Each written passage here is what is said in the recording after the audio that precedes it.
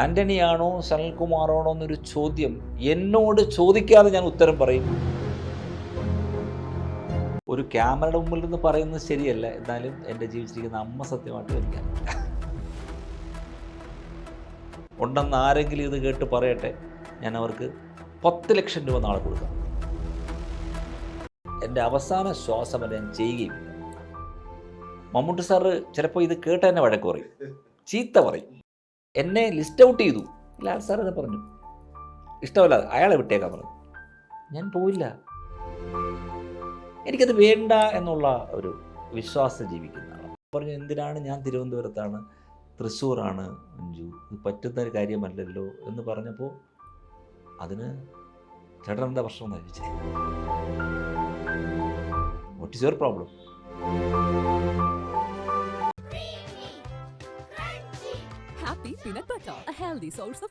ഈ സൗഹൃദങ്ങളുടെ അപ്പുറത്തും ഇപ്പുറത്തും ആന്റണി പെരുമ്പാവൂറും ഇപ്പുറത്ത് സനൽകുമാറും ഉണ്ട്. നിങ്ങൾക്കിടയിൽ ഒരു ക്ലാഷസ് എന്തെങ്കിലും എപ്പോഴെങ്കിലും ഉണ്ടായിട്ടുണ്ടോ? ഈ സൗഹൃദങ്ങളെ ഒരിക്കലും മുറിച്ചു മറയ്ക്കാൻ പറ്റാത്ത തരത്തിലും വളർന്നതാണ് രണ്ട് സൗഹൃദങ്ങളും. അതിൽ നേരത്തെ ആ സ്യൂട്ട് കേസ് പോലെയാണ്. പക്ഷേ നിങ്ങൾക്കിടയിൽ എന്തെങ്കിലും പ്രശ്നങ്ങളുണ്ടായിട്ടുണ്ടോ?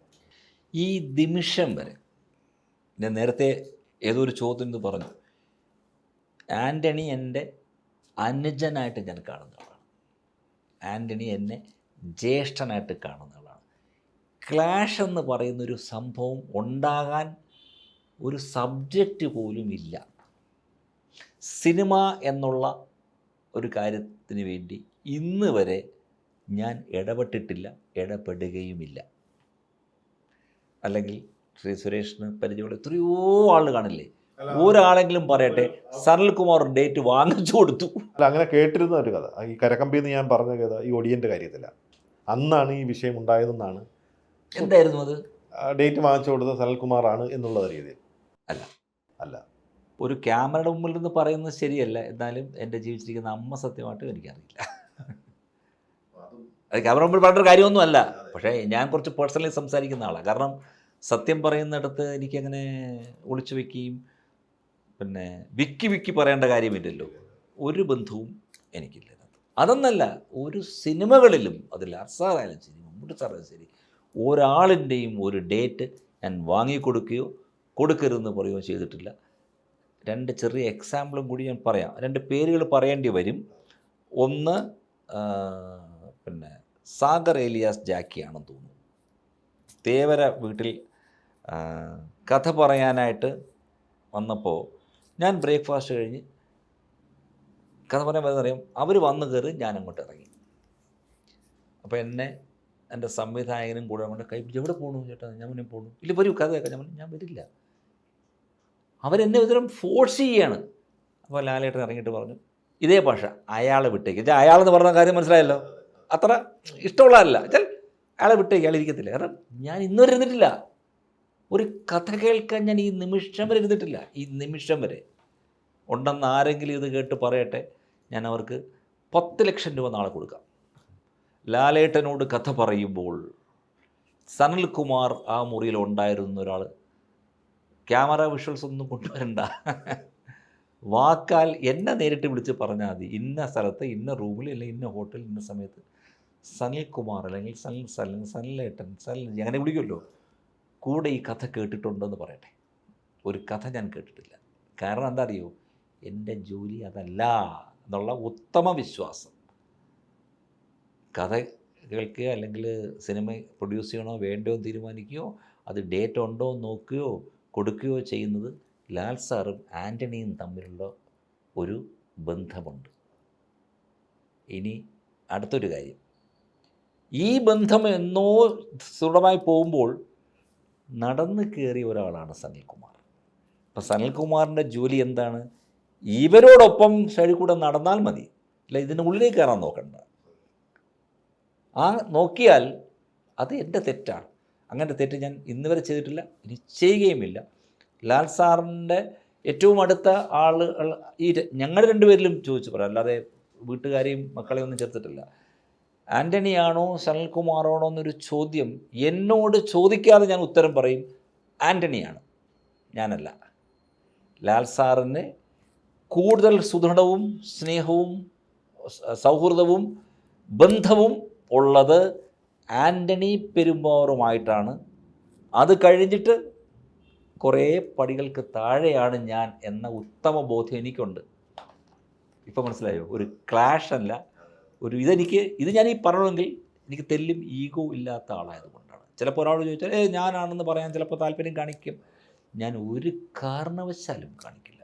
അതുകൊണ്ട് തന്നെ ആൻ്റണി എന്നെ ഏറ്റവും പൊന്നുപോലെ ഒരു ജ്യേഷ്ഠനായിട്ടാണ് ആൻ്റണി എന്നെയും കാണുന്നത്. ഞാനും ആൻ്റണിയെ എൻ്റെ ഒരു അനുജനായിട്ട് തന്നെയാണ് കാണുന്നത്. ആൻ്റണിക്കൊരു പ്രശ്നം വന്നാൽ ചിലപ്പോൾ നേരത്തെ പറഞ്ഞ പോലെ എൻ്റെ പുറത്തൂടെ കാർ കയറ്റിക്കൊണ്ട് പോകൂ എന്ന് ഞാൻ പറയും.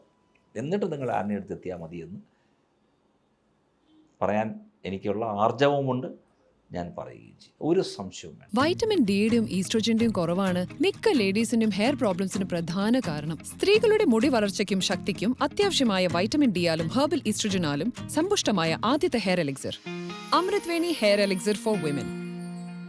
ലാലേട്ടൻ സാമ്പത്തികമായ ഒരു പ്രതിസന്ധി, അദ്ദേഹം പ്രണവം വരുന്നു, അതിൽ നിന്ന് കുറേ സാമ്പത്തിക അറിയാമല്ലോ, അതിൻ്റെ കുറേ വിഷയങ്ങളൊക്കെ സാമ്പത്തിക വിഷയങ്ങളൊക്കെ കാലത്തുണ്ടായിരുന്നു. ലാലേട്ടൻ്റെ കലാപാനി അടക്കമുള്ള സിനിമകൾക്കുണ്ടാകുന്ന നഷ്ടങ്ങൾ, ഒരു ഘട്ടമായപ്പോൾ സാമ്പത്തികമായിട്ടൊരു ഒരു ഒരു പരാജയം അദ്ദേഹത്തിന് ഉണ്ടായിരുന്നു. ആ ഒരു കാലഘട്ടം ഉണ്ടായിരുന്നു. ഈ സിനിമകൾ എടുക്കുന്ന കാലഘട്ടത്തിൽ ശരിക്കും ഞാൻ അദ്ദേഹത്തിന് ഓഡിറ്റർ ആയിരുന്നില്ല. ചെന്നൈയിൽ നിന്നാണ് പ്രണവം ആർട്സ് വർക്ക് ചെയ്തുകൊണ്ടിരുന്നത്. അന്ന് സുഖൂട്ടനായിരുന്നു അതിൻ്റെ എല്ലാ കാര്യങ്ങളും നോക്കിക്കൊണ്ടിരുന്നത്. അതുകൊണ്ട് ഞാൻ ഡയറക്റ്റ്ലി ഇൻവോൾവ് അല്ല. അത് ഈ പറയുന്ന പോലെ ഞാനും കേട്ടിട്ടുണ്ടെന്ന് എനിക്ക് പറയാൻ പറ്റുള്ളൂ. അത് സ്വാഭാവികമായിട്ടും നല്ല സിനിമകളെ പ്രൊമോട്ട് ചെയ്യാൻ നമുക്കൊക്കെ അറിയാവുന്ന 2 കേസ് വാനപ്രസ്ഥവും ഇരുവറുമാണ്. വാനപ്രസ്ഥത്തിൻ്റെ പ്രൊഡക്ഷൻ ഫസ്റ്റ് ഇൻഡോ ഫ്രഞ്ച് പ്രൊഡക്ഷനാണ്. അത് മധ്യേ നിന്നപ്പോൾ ഞാൻ പൈസ ഇട്ട് പടം തീർക്കാമെന്ന് പറഞ്ഞ് വന്ന ആളാണ് ലാലേട്ടൻ. അത് കമേഴ്ഷ്യലായിട്ട് ഓടുന്ന ഒരു സിനിമയല്ല എന്നുള്ള ഉത്തമ ബോധ്യമുണ്ടായിട്ടും നല്ലൊരു പൈസ പോയില്ലേ. ഇരുവർ മണിരത്നത്തിൻ്റെ ഏറ്റവും നല്ല സിനിമകളിലൊന്നും, ഇന്ത്യൻ സിനിമകളിലെ ഏറ്റവും നല്ല സിനിമകളൊന്നും പറയുന്നത് അദ്ദേഹവും ഡിസ്ട്രിബ്യൂഷൻ എടുത്തു. അദ്ദേഹത്തിൻ്റെ ഗതികേടിന് മന്ത്രിസഭ മാറി, DMK മിനിസ്ട്രി വന്നു, ഈ സിനിമ ഓടിയില്ല. പ്രൊമോഷൻ പോലും നേരെ ചെയ്യാൻ പറ്റാതായിപ്പോയി. കാരണം അത് MGR ജയലളിത ബേസ്ഡ് അവരെ ലീഡർഷിപ്പ് നിർത്തിയ സിനിമയല്ലേ, കരുണാനിധിയുടെ റോൾ ഉണ്ടെങ്കിലും. അപ്പോൾ അത് പരാജയമായി. ഇത് രണ്ടും നമ്മുടെ മുന്നിലുള്ള എക്സാമ്പിൾസാണ്. ആ സമയത്ത് ചേട്ടൻ അത് ഉണ്ടായിരുന്നില്ല എന്നുള്ളത് കൊണ്ട് എനിക്കതിനെ കുറിച്ച് പറയാൻ അറിയില്ല. നമ്മൾ ഏറ്റവും ഫോക്കസ്ഡ് ആയത് മമ്മൂട്ടി, മോഹൻലാൽ എന്ന് പറയുന്നതല്ലേ. 37 താരങ്ങൾ മാത്രം പറഞ്ഞ പ്രൊഡക്ഷൻ കമ്പനി അടക്കമുള്ള നേരത്തെ ലിസ്റ്റ് വേറെ അല്ലേ. കുറച്ചും കൂടി ഇത് വരിക മഞ്ജു വാര്യരുമായിട്ടുള്ള ഒരിതായിരിക്കും അല്ലേ.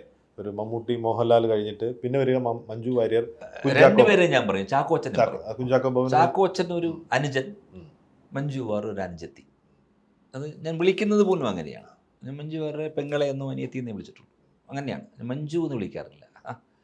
ചാക്കോച്ചനെ ഞാൻ പറഞ്ഞു അനിയ എന്ന് തന്നെ വിളിച്ചാണ് സംസാരിക്കുന്നത്. അത്ര അതും ഒരു ഓഡിറ്റ് എന്നുള്ള രൂപത്തിലുപരി അങ്ങനെയാണ് ഫസ്റ്റ് ഡേ വീട്ടിലേക്ക് കയറി ചെല്ലുന്നതെങ്കിലും പിറ്റേ ദിവസം പോലെ അങ്ങനെയല്ല. അവരെന്നെ ഹഗ് ചെയ്ത് കൂടെ നിർത്തുന്ന ഒരു ബന്ധമാണ്. അവരുമായിട്ട് എങ്ങനെയാണ് ആ ഇത് വരുന്നത്? ഏത് സമയത്താണ്? ചാക്കോച്ചൻ ഇതുപോലെ ഒരു നോട്ടീസൊക്കെ ഒരു സ്ഥലത്ത് വരികയും, അപ്പോൾ അദ്ദേഹത്തിൻ്റെ ഗ്രാൻഡ് ഫാദറിൻ്റെ കാലം മുതൽ നോക്കുന്ന ഒരു വലിയ ഫേമുണ്ട് ആലപ്പുഴ, പേര് പറയുന്നില്ല. അപ്പോൾ അവർക്കൊന്നും ഈ ഒരു പുതിയ യുഗം എന്ന് പറയുന്നത്, ഈ കമ്പ്യൂട്ടർ കാര്യം എന്നൊക്കെ പറയുന്നത്, സോഫ്റ്റ്വെയർ എന്നൊക്കെ പറയുന്നത്, ഞാനിപ്പോൾ ടാലി എന്നൊരു സോഫ്റ്റ്വെയറാണ് അക്കൗണ്ട്സിൽ എല്ലാവരും ഉപയോഗിക്കുന്നത്. ഇപ്പോൾ ഏറ്റവും കൂടുതൽ ഇന്ത്യയിൽ ഉപയോഗിക്കുന്ന സോഫ്റ്റ്വെയർ ടാലിയാണ്. ഇൻകം ടാക്സിൻ്റെ ഒരു സോഫ്റ്റ്വെയർ ഉണ്ട്. ഇൻകം ടാക്സിൻ്റെ സോഫ്റ്റ്വെയറൊക്കെ കേരളത്തിൽ ആദ്യം വാങ്ങുന്ന ആളായിരിക്കില്ല, ആദ്യം വാങ്ങുന്ന 5 പേരുള്ള ഞാനാണ്. ഇവർ തന്നെ ചെന്ന് പലരോടും ചാർട്ടർ അക്കൗണ്ട്സിനോട് ഇങ്ങനെ സനൽകുമാർ സാറ് വാങ്ങിച്ചു നമ്മളെ വിളിച്ച് ചോദിക്കും അതെങ്ങനെയുണ്ട് ടാലി. ഇറങ്ങിയ സമയം മുതൽ പൈസ കൊടുത്ത് ഫുൾ ലൈസൻസ് വേർഷൻ വാങ്ങിച്ച് ഉപയോഗിക്കുന്ന ആളാണ് ഞാൻ. അപ്പോൾ എനിക്കിവിടെ ഇത്രയും ഉണ്ടെങ്കിൽ ഒറ്റ ടാലി ക്ലൗഡിലാണ്. നമ്മൾ അതിലേക്ക് ഹുക്ക് ചെയ്ത് വർക്ക് ചെയ്യുന്നവരാണ്. അങ്ങനെ എല്ലാ ടെക്നോളജിയിലെയും കൂടെ ഞാൻ നിൽക്കുന്നത് നമ്മൾ ഔട്ട്ഡേറ്റഡ് ആയി പോകുന്നുള്ള പേടി കൂടെ കൊണ്ടായിരിക്കാം. പിന്നെ നമ്മുടെ അടുത്ത് വന്നിട്ട് ഇങ്ങനെ സംഭവം ഉണ്ടല്ലോ എന്ന് പറയുമ്പോൾ എന്താണെന്ന് ചോദിക്കാതെ നേരത്തെ പഠിച്ചു വയ്ക്കുക.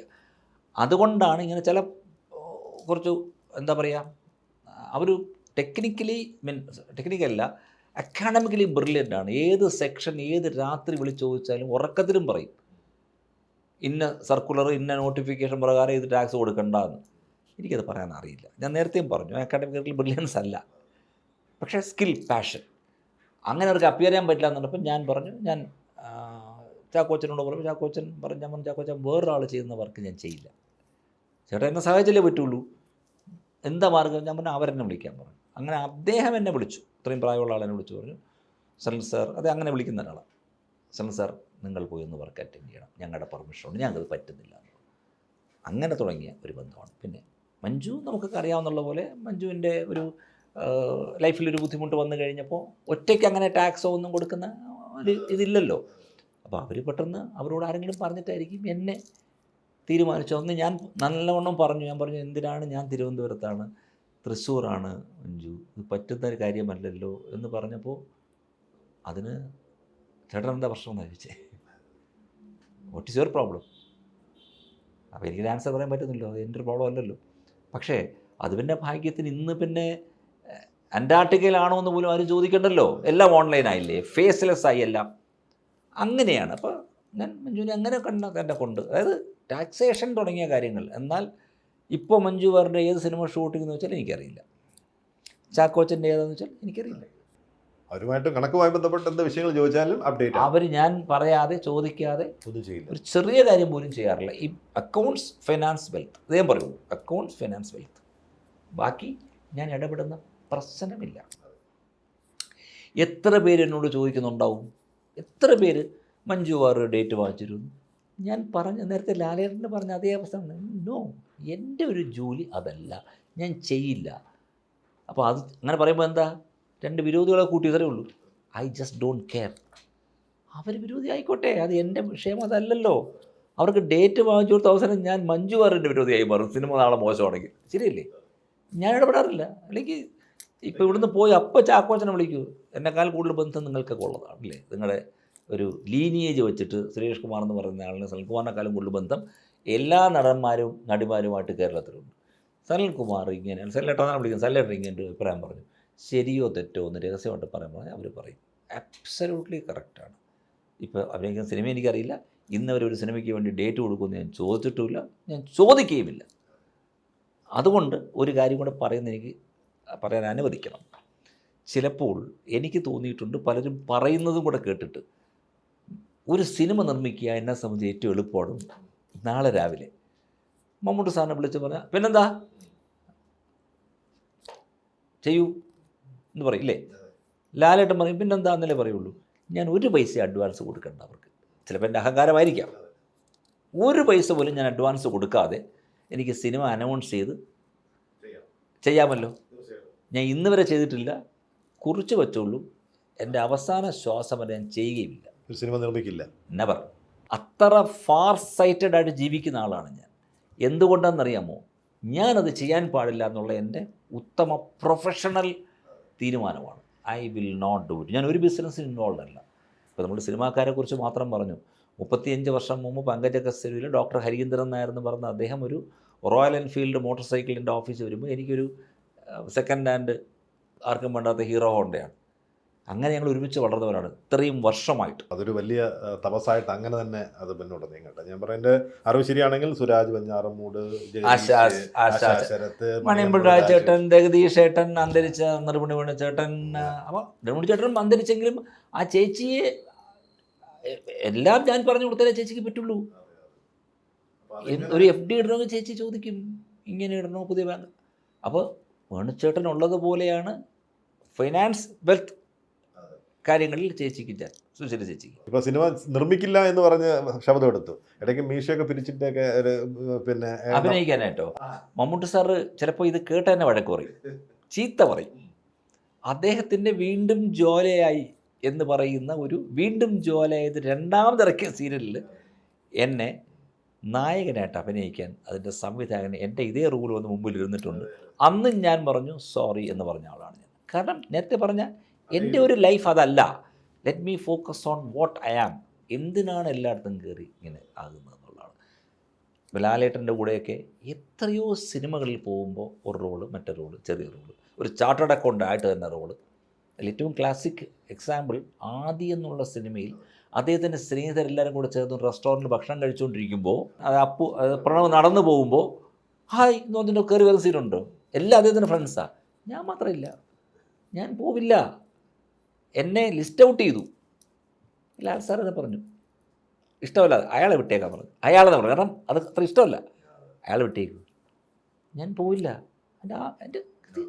എനിക്കത് വേണ്ട എന്നുള്ള ഒരു വിശ്വാസം ജീവിക്കുന്ന ആളാണ്. പാട്ട് ഭയങ്കരമായിട്ട് ആസ്വദിക്കുന്ന ആളാണെന്നറിയാം. ഒരു സംശയമില്ല. പാട്ട് ഏത് പാട്ട് ഏതിലെയാണെന്ന് ചോദിച്ചാൽ കൃത്യമായിട്ട് പറയുന്ന ആളാണ്. ഒരു പാട്ട് പാടുമോ ഞങ്ങൾക്ക് വേണ്ടിയിട്ട്? ലോകം മുഴുവൻ സുഖം പകരാനായി സ്നേഹദീപമേ മിഴി തുറക്കൂ. പോരെ? ഇതിനെക്കാളും രണ്ടുപേരും എങ്ങനെ പാടുന്നത്? അതെ അതെ, അല്ല കാരണം എല്ലാം ഫിലോസഫിക്കലാണ്. ഞാനിവിടെ എൻ്റെ ഒരു കുറേ കോട്ട്സ് കാണുകയാണ്. കവികളുടെ ഇതുണ്ട്, ഇപ്പോഴാണ് ഒന്ന് വിളിക്കുന്ന ആ സമയം നമ്മളൊന്നും പറയാതെ പോകണമെന്നൊക്കെ പറയുന്ന കോട്ട്സുകൾ, ഇതൊക്കെ കണ്ടെത്തി വെച്ചിരിക്കുകയാണ്. കാരണം അത് എൻ്റെ മുറിയിൽ കയറി വന്നപ്പോൾ ഒരുപാട് കണ്ടു കാണുമല്ലോ. എൻ്റെ മുറിയിലുള്ള മുഴുവൻ മരണത്തെക്കുറിച്ചാണ്. കാരണം അത് മാത്രമല്ല നമുക്ക് ഷുവർ എന്നുള്ളത്. എന്തിനീ മരണം വന്ന് വിളിക്കുമ്പോൾ ഒരു ശരണം തരുവാൻ ആളില്ല, പണവും പദവിയും ഒന്നും തന്നെ തുണയായി കൂട്ടിന് വരികില്ല എന്ന് എഴുതി വെച്ചിട്ടുണ്ട്. കാണാമല്ലോ സുരേഷ്, അതല്ലേ സത്യം. ഇതൊന്നും കൂട്ടുവരില്ലല്ലോ. പിന്നെ എന്തിനാണ് ഇങ്ങനെ നമ്മൾ ഇത് ആകാശത്തിലെ കുരുവികൾ വിതയ്ക്കുന്നില്ല, കൊയ്യുന്നില്ല, അളന്നളന്ന് കൂട്ടുന്നില്ല, മനുഷ്യൻ മാത്രം പങ്കുവച്ചും പണയം വച്ചും തങ്ങളിൽ അകലുന്നു. ഇതൊക്കെ എൻ്റെ ഉള്ളിൽ തന്നെ ഉണ്ടായ തോന്നലുകൾ തന്നെയാണ്. അതുകൊണ്ട് തന്നെയാണ് അങ്ങനെ ഫിലോസഫിക്കലി ജീവിക്കാൻ തീരുമാനിച്ചിരിക്കുന്നത്. എന്തെങ്കിലും സ്വപ്നങ്ങളുണ്ടോ? ഈ പറഞ്ഞ ഇതിനെല്ലാം തിരസ്കരിച്ചിട്ട് പ്രൊഫഷനെ മാത്രം ഫോക്കസ്ഡ് ആയിട്ട് ജീവിക്കുമ്പോഴും എന്തെങ്കിലും എവിടെയെങ്കിലും ഒരു സ്വപ്നം അവശേഷിക്കുന്നു? ഒരു സ്വപ്നം അവശേഷിക്കുന്നില്ല, സത്യമായിട്ടുമില്ല. കാരണം ഞാൻ എത്തിപ്പെടുമെന്ന് വിചാരിച്ചതിൻ്റെ 100 ഇരട്ടി അല്ലെങ്കിൽ അതിനേക്കാൾ 100 പടി മുകളിൽ ഞാൻ എത്തിപ്പോയത് ദൈവനിയോഗം കൊണ്ടാണ്. കാരണം ഇപ്പോൾ നമ്മൾ സംസാരിച്ചു തുടങ്ങിയ സബ്ജക്റ്റ് തന്നെ മലയാളത്തിൽ ഒരു ചാർട്ടേഡ് അക്കൗണ്ട് മാത്രമേ ഈ 2 സൂപ്പർ സ്റ്റാറുകളുടെ ഓഡിറ്റർ ആവാൻ പറ്റുകയുള്ളൂ. ഒരാൾക്ക് പോലും പറ്റില്ല. 2 പേരിരിക്കേണ്ട സ്ഥാനം ഒരാൾ വന്നു. ഇനി ഇത് സംഭവിക്കില്ലോ ചരിത്രത്തിൽ. പിന്നിലേക്കും ഉണ്ടായിട്ടില്ല, മുന്നിലേക്കും ഉണ്ടായിട്ടില്ല. പണ്ട് സത്യൻ സാറിൻ്റെയും പ്രേംനസീർ സാറിൻ്റെയും ഓഡിറ്റർ ഒരാളല്ല, അവർക്ക് പലരും പല സ്ഥലത്താണ്. അങ്ങനെ പല പല പല കാര്യങ്ങൾ. ഇപ്പോൾ പങ്കജ കസ്തൂരി എന്ന് പറഞ്ഞ ഏറ്റവും അറിയപ്പെടുന്ന ഒരു ബ്രാൻഡിൻ്റെ ഡേ 1 മുതൽ സഹയാത്രികനാകുക എന്ന് പറഞ്ഞാൽ ചെറിയ കാര്യമില്ല. അങ്ങനെ ഞാൻ പറഞ്ഞു തുടങ്ങിയാൽ ഒരുപാടുണ്ട്. സുരേഷിനെ പലപ്പോൾ അയ്യോ ആണോ എന്ന് ചോദിക്കും. എൻ്റെ അടുത്തിടയ്ക്ക് ആരോ പറഞ്ഞു, നിങ്ങൾ ഓഡിറ്റർ അല്ലാത്ത സ്ഥാപനത്തിൻ്റെ പേര് മുന്നിൽ പറഞ്ഞാൽ മതി എന്ന് പറഞ്ഞവരുണ്ട്. അപ്പോൾ ഞാനിപ്പോൾ പറഞ്ഞു തുടങ്ങിയാൽ ചിലപ്പോൾ അതിനെക്കുറിച്ച് അഹങ്കാരമോ എന്നൊക്കെ തോന്നും. ഞാൻ അങ്ങനെ കിടക്കുന്നില്ല. അപ്പോൾ ആ ലെവലിൽ ഞാൻ എത്തി. എനിക്ക് ഒരുപാട് ആളുകളെ സഹായിക്കുക എന്നുള്ള വർക്കല്ല, അവരെയും കൂടി നമ്മളെ കൂടെ കൊണ്ട് നടക്കാൻ പറ്റുക. ദൈവം വിളിച്ചിട്ട് യൂസഫലി സാറിനോട് പറയും, അതെ ഒരു 10 ലക്ഷം പേർക്ക് ജോലി കൊടുക്കണം കേട്ടോ. അദ്ദേഹം കൊടുക്കും. അപ്പോൾ ദൈവം എന്നെ വിളിച്ച് പറയാണ്, എടാ ഒരു 200 പേർക്ക് ജോലി കൊടുക്കണം. അപ്പോൾ ഞാൻ കുറച്ച് പൈസ തരുമോ? തന്നാൽ ഞാൻ കൊടുക്കാം. ദൈവം എന്തറിയുമോ, 4 മണിക്ക് ഒരൊറ്റ അടി തരും, ഓടാൻ പറയും. അപ്പം ഞാൻ നടന്നു പോകുമ്പോൾ അയ്യോ ദൈവമാണ് എൻ്റെ അടുത്തൊരു കാര്യം പറഞ്ഞു, അത് കേട്ടില്ല, തിരിച്ചു പോവും. തിരിച്ചു പോകുമ്പോൾ ഈ കോട്ടവാതിൽ അടച്ചിട്ട് ആ ദ്വാരപാലകൻ എന്നെ അടുക്കാൻ സമ്മതിക്കില്ല. ഗെറ്റ് ലോസ്റ്റ് എന്താ പറയുന്നത്, അയ്യോ ഞാൻ ഇവിടുന്ന് പോയാളാണ്, ഞങ്ങളെന്ത് വേണം, ഞങ്ങൾക്ക് നിങ്ങളെ അറിയില്ല എന്ന് പറയുമ്പോൾ എൻ്റെ മനസ്സിലുണ്ടാകുന്നൊരു വേദനയുണ്ടല്ലോ. എന്നോടൊരു ദൈവം പറഞ്ഞിട്ട് കേൾക്കാതെ നടന്നു പോയവനാണ്. അപ്പോൾ എൻ്റെ വിശ്വാസം പറയുമ്പോൾ ഞാൻ കൊടുത്തോളാം എന്ന് പറഞ്ഞിട്ടാണ് ഞാൻ നടന്നു പോയെങ്കിൽ വീട്ടിൽ ചെല്ലുമ്പോൾ കുചേലന് സംഭവിച്ചതുപോലെ അവിടെ ആ വെൽത്ത് അവിടെ ഉണ്ടാകും. നിൻ്റെ ജോലി എന്താ, എടുത്ത് കൊടുത്താൽ മതി. ദൈവം ചോദിച്ചതേ നീ 200 ജോലി കൊടുക്കണമെന്നാണ് പറഞ്ഞേ, ശമ്പളം ഞാൻ തരും എന്നുള്ളത് മറന്നുപോയി. അദ്ദേഹം തരുന്നുള്ള ഞാൻ വിട്ടുപോകും. എൻ്റെ മനസ്സിലേക്ക് അപ്പം കയറുന്ന അതാണ്. ശരിയല്ലേ?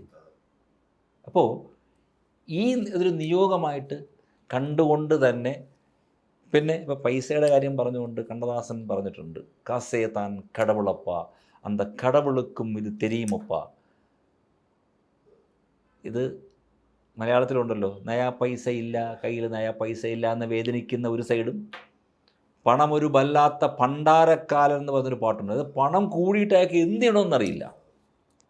ഭാസ്കരൻ മാസ്റ്റർ എഴുതിയിട്ടുണ്ട്. പടച്ചവൻ പടച്ചപ്പോൾ മനുഷ്യനെ പടച്ചു, മനുജന്മാർ ഈ മണ്ണിൽ പണക്കാരെ പടച്ചു, പണക്കാർ പാരതിൽ പാവങ്ങളെ പടച്ചു, ആ പാവങ്ങളെ നോക്കി അവർ കളിയാക്കി ചിരിച്ചിട്ടുണ്ട്. അപ്പോൾ ഇങ്ങനൊരു ലോകത്ത് ജീവിക്കുമ്പോൾ ഈ കിട്ടുന്ന പൈസ, വെൽത്ത് ഷെയർ ചെയ്ത് എല്ലാവർക്കും കൊടുക്കുക, എല്ലാവർക്കും. അവരൊക്കെ കൂടെ നടക്കട്ടെ. എന്നെപ്പോലെ അപ്പുറത്തുള്ള ആളിന് കഷ്ടപ്പാട്, ഞാൻ സുഖമായിട്ട് ജീവിക്കുമ്പോൾ എൻ്റെ മതിലിൻ്റെ അപ്പുറത്തുള്ള കഷ്ടപ്പാടാണെങ്കിൽ ഞാൻ ഇറങ്ങുമ്പോൾ അവരുടെ മുഖമല്ലേ രാവിലെ കാണുന്നത്. അപ്പോൾ അവരും ഉയരണം. ഇങ്ങനെയൊക്കെയുള്ള ഒരു ഫിലോസഫി ഓഫ് ലൈഫ് എനിക്ക് നിർബന്ധമായിട്ടുള്ളതാണ്. ഞങ്ങൾ തന്നെ ജീവിക്കുകയാണ്. അതുകൊണ്ട് തന്നെ ഞാൻ ചെയ്തുകൊണ്ടിരിക്കുന്ന ചാരിറ്റി കാര്യങ്ങളൊന്നും ഇപ്പോൾ പറയാൻ പാടില്ല. കാരണം ചാരിറ്റി ചെയ്യുന്നത് തന്നെ ഇങ്ങനെ ചെയ്യാൻ പാടുമെന്നുള്ളതാണ്. അപ്പുറത്ത് നിൽക്കുന്നവർ എൻ്റെ കൈക്കുള്ളിൽ എന്താണെന്ന് അറിയരുത്, ഞാൻ ഇങ്ങനെ കൊടുക്കണം. അതാണ് എൻ്റെ വിശ്വാസം. അതാണ് എൻ്റെ സ്വപ്നം. കുറേ ആളുകൾ, ലോകത്തിനല്ല, ലോകത്തിന് എനിക്ക് പറ്റില്ല. എനിക്ക് പരിചയമുള്ളവരെ, എൻ്റെ ചുറ്റുമുള്ളവരെ, എൻ്റെ ബന്ധുക്കളെ ഞാൻ പറയുമ്പോൾ ബ്ലഡ് റിലേറ്റീവ്സ് അല്ല കേട്ടോ, എൻ്റെ സ്റ്റാഫ് എൻ്റെ ബന്ധുക്കളാണ്. അവരുടെ കൂടെ ഉള്ളവരെയൊക്കെ ആർക്ക് എന്തെങ്കിലും ബുദ്ധിമുട്ട് വന്നാലും അവരെ സഹായിക്കാൻ എനിക്ക് സാധ്യമാകണേ. ഇതാണ് എൻ്റെ പ്രാർത്ഥനയും സ്വപ്നവും. അത് നടക്കട്ടെ. അതിനിടയ്ക്ക് കുടുംബത്തെ കൂടി ഒന്ന് ഞങ്ങൾക്ക് ആർക്കും പരിചയമില്ല. പരിചയമില്ലാത്ത എൻ്റെ അടുത്ത് ചില ആൾ ചോദിക്കും, കല്യാണം കഴിച്ചുകൊണ്ടിരിക്കുന്നത് കാര്യം തന്നെ ഒരു സ്ഥലത്തും ഭാര്യ കൊണ്ടുപോകുന്നില്ല. പാവം ആയ ഒരാളാണ് എൻ്റെ ഭാര്യ. സ്റ്റേറ്റ് ബാങ്ക് ഓഫ് ഇന്ത്യയിൽ ആയിരുന്നു ജോലി. ഇപ്പോൾ കഴിഞ്ഞ വർഷം റിട്ടയർ ചെയ്തു. പേര് രേണുക എന്നാണ്. വളരെ മിടുക്കിയ ഒരാളാണ്. പക്ഷേ കുട്ടികളെ കുടുംബമായിട്ട് കഴിയണമെന്നുള്ള ആഗ്രഹിച്ചിട്ട് 24-ാം വയസ്സിൽ ജോലി കിട്ടിയപ്പോൾ മുതൽ ഞാൻ ക്ലർക്കായിരുന്നാൽ മതി എന്ന് എഴുതി കൊടുത്ത് ക്ലർക്ക് മുകളിലോട്ട് പോകാത്ത ആളാണ്. ഓഫീസറൊന്നും ആയില്ല. ഡിക്ലൈൻ ചെയ്തെന്നാണ് പറഞ്ഞത്. എന്നെ പലരും വിളിച്ച് പറഞ്ഞിട്ടുണ്ട്, ഒന്ന് രേണുവോട് പറയണം. ഞാനെന്ത് പറയാനാ?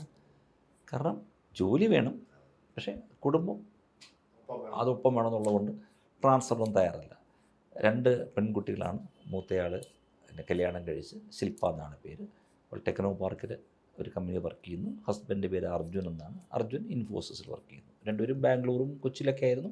ഇപ്പോൾ 2 പേരും തിരുവനന്തപുരത്ത് തിരിച്ചെത്തിയിട്ടുണ്ട്. 2ാമത്തെ ആൾ ഹരിത എന്നാണ് പേര്. അവൾ ശരിക്കും BA മ്യൂസിക് റാങ്ക് ഹോൾഡറൊക്കെയാണ്. പക്ഷേ ഈ റിയാലിറ്റി ഷോകളൊന്നും പോകാൻ താല്പര്യമില്ല. കുറച്ച് എന്നെ പോലെയാണ്. കാരണം അവിടെ പോയി പാട്ടല്ല പാടേണ്ടത്, അഭിനയിക്കണം, സങ്കടം കാണിക്കണം. അതൊന്നും അവർക്ക് പറ്റില്ല, ഇൻട്രസ്റ്റ് അല്ലാത്തതുകൊണ്ട് രാജ്യസേവനം ചെയ്യണമെന്നുള്ള ആഗ്രഹം കൊണ്ട് ടാറ്റ ഇൻസ്റ്റിറ്റ്യൂട്ട് ഓഫ് സോഷ്യൽ സയൻസിൽ പോയി ഡിസബിലിറ്റി സ്റ്റഡീസിൽ PG എടുത്തിട്ട് ഇപ്പോൾ അങ്ങനെയുള്ളവർക്ക് വേണ്ടി വർക്ക് ചെയ്തു. ഈ ബോംബെയിൽ ലാലേട്ടൻ പണ്ട് ഒഴിപ്പിച്ച ഒരു ഇതുണ്ടല്ലോ, ധാരാവിയിൽ ജോലി ചെയ്തു അവർക്ക് വേണ്ടി. പിന്നെ ബാംഗ്ലൂർ കമ്പനി വർക്ക് ചെയ്തു. ഇപ്പോൾ സെൻട്രൽ ഗവൺമെൻറ്റിലെ തന്നെ ഈ ministry of social justice and വെൽഫെയറിൽ ഇപ്പോൾ വർക്ക് ചെയ്തു. കല്യാണമൊന്നും പ്രായങ്ങളും കഴിക്കുന്നില്ല, കാരണം ഇത് അസ്ഥി പിടിച്ചു പോയി. പക്ഷെ അതിൽ ഞാൻ സംതൃപ്തനാണ്. കാരണം ചെയ്യുന്നത് മറ്റുള്ളവർക്ക് വേണ്ടി ജോലി ചെയ്യണം, അല്ലാതെ കിടന്നുറങ്ങുകയും ഭക്ഷണം കഴിച്ചുകൊണ്ട് കിടക്കുകയല്ലല്ലോ. ഇതാണ്. അതിൻ്റെ മൂത്ത മകൾക്ക് 2 കുഞ്ഞുങ്ങളായിട്ടുണ്ട്. ഇനിയും ദൈവം പ്രത്യക്ഷപ്പെടട്ടെ. ഇനിയും ഒരുപാട് പേർക്ക് തൊഴിൽ കൊടുക്കാൻ പറ്റട്ടെ. അതിനിടയ്ക്ക് നമ്മുടെ ഇതിഹാസങ്ങളെ ഇങ്ങനെ കയ്യിൽ ചേർത്ത് കൊണ്ടുപോകാൻ ഈശ്വരൻ അനുഗ്രഹിക്കട്ടെ. Thank you very much.